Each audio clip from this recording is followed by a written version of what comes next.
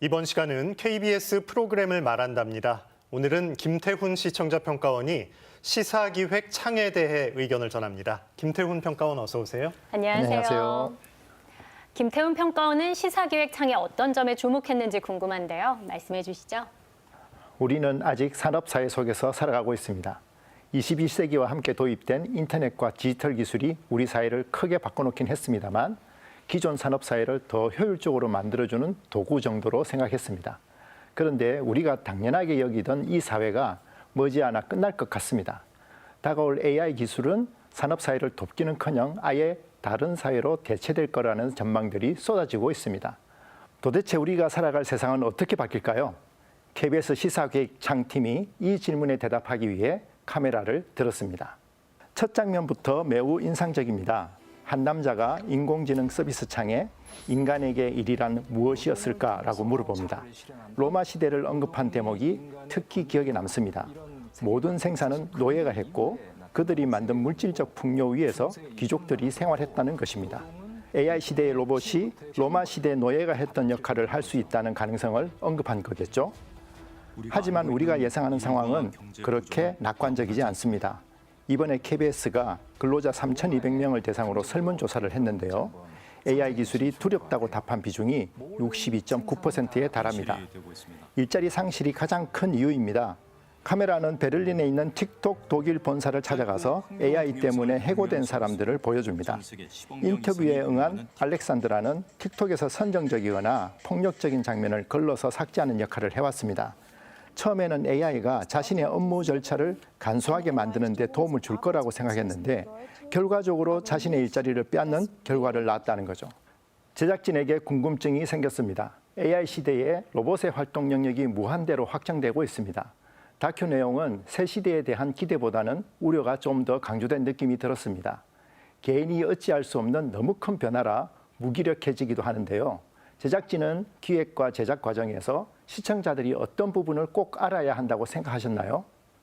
네, 이에 대한 답변은 시사기획 창 로봇이 입사했습니다를 제작한 청주총국 송근섭 기자에게 서면으로 전달받았는데요. 정은혜 아나운서가 대신 전해드립니다. 인공지능에 의한 일자리 대체가 더 이상 일부의 사례가 아니라 누구에게나 닥쳐올 수 있는 문제라는 점을 알리고 싶었습니다. 그래야 더 이상 개인의 극복에 초점을 두지 않고 우리 사회 전체가 고민할 공통의 과제로 받아들여질 수 있기 때문입니다.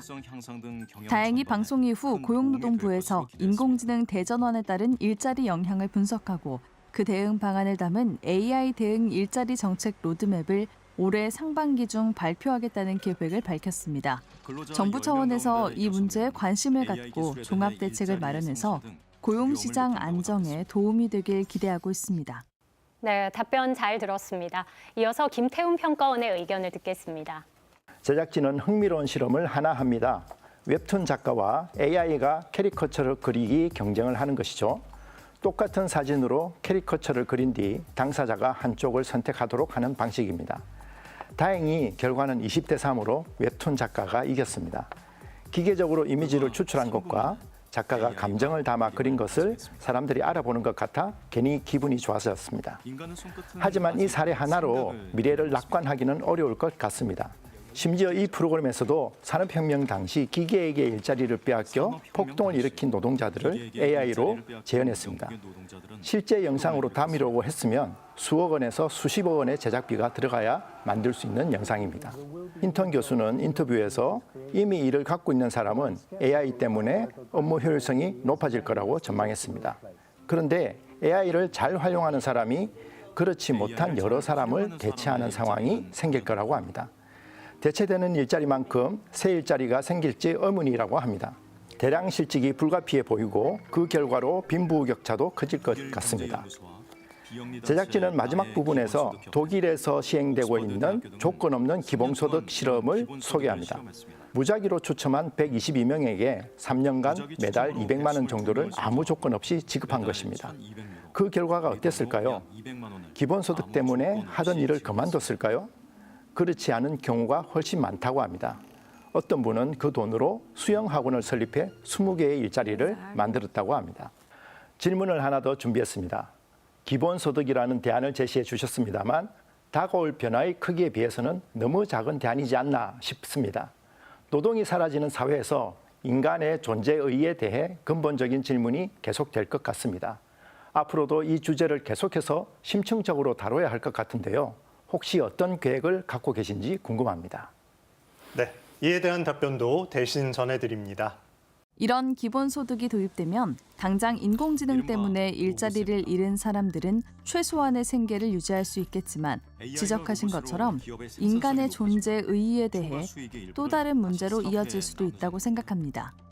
기본소득을 지급하는 주체에 대한 의존도가 높아지고 개개인의 자율성이 제한되는 부작용 등이 나타날 수 있기 때문입니다. 그렇기 때문에 저희 프로그램에서도 기본소득이 하나의 대안일 수는 있지만 확실한 해법은 아니라고 소개해드렸는데요. 인공지능 시대, 인간의 존재의 의미와 경제구조 재편 등 거시적인 문제에 대해서도 우리 사회 전체가 논의해야 한다고 생각합니다. 저희 제작진도 앞으로 기술 도입 상황과 정부나 기업의 대책 등을 꾸준히 살펴보고 더 조화로운 사회로 나아가는 데 기여할 수 있는 양질의 프로그램 제작에 노력하겠습니다. 네, 답변 잘 들었습니다. 이어서 김태훈 평가원의 의견을 듣겠습니다. 제프리 힌턴 교수가 올해 신년 인터뷰를 CNN과도 했습니다. 거기에서 힌턴 교수는 AI 챗봇이 한 아이를 자살로 내몬 사건을 언급합니다. 아무 제약 없이 내버려 두면 10에서 20% 확률로 AI가 우리 사회를 장악할 수도 있다고 합니다. 우리 정부는 현재 전 세계 AI 3강 진입을 목표로 하고 있습니다. 대통령은 AI 정책을 언급하면서 기회와 도전, 양면이 동시에 있다고 말했습니다. AI로 인한 부작용을 최소화하기 위해서는 미디어의 비판과 의제 설정이 매우 중요합니다. KBS가 이 주제를 놓지 말고 끈질기게 다뤄주시기를 부탁드립니다. 네, 시사기획 창에 대한 자세한 분석과 의견 잘 들었습니다. 함께해 주신 김태훈 시청자평가원 고맙습니다. 고맙습니다.